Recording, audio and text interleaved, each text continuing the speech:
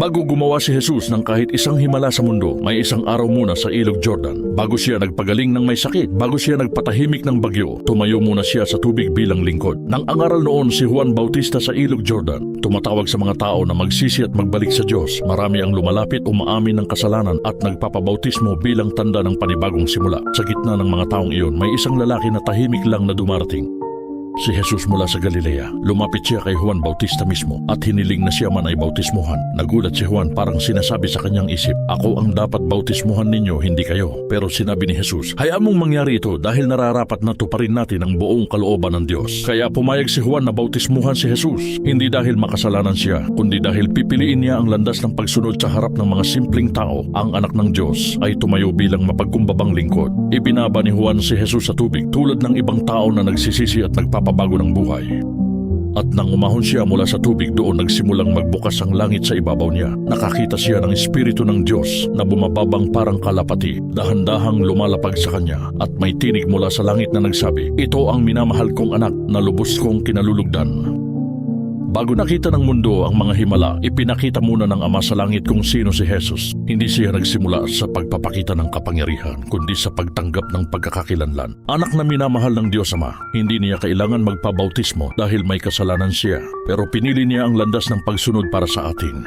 Sa bautismong ito, nakihalo siya sa mga makasalanan upang balang araw makibahagi tayo sa kabanalan niya. Minsan gusto nating magkaroon agad ng himala sa buhay, pero nakakalimutan nating tanungin, sino ba ang sinasandalan ko? Bago humarap si Jesus sa sakit, bagyo at problema ng mundo, hinayaan niyang ang Ama muna ang magsabi, "Ito ang minamahal kong anak."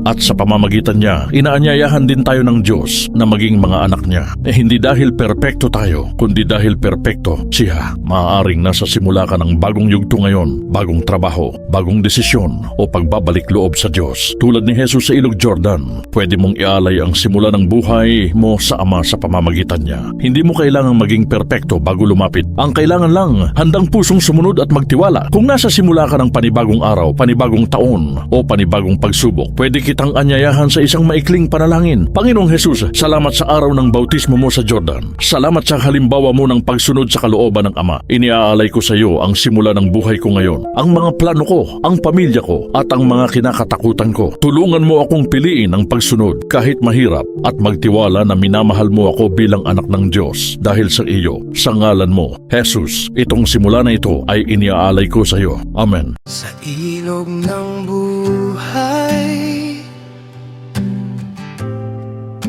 ako'y lumalapit. Pagod at gutom, puso'y uhaw sa'yo.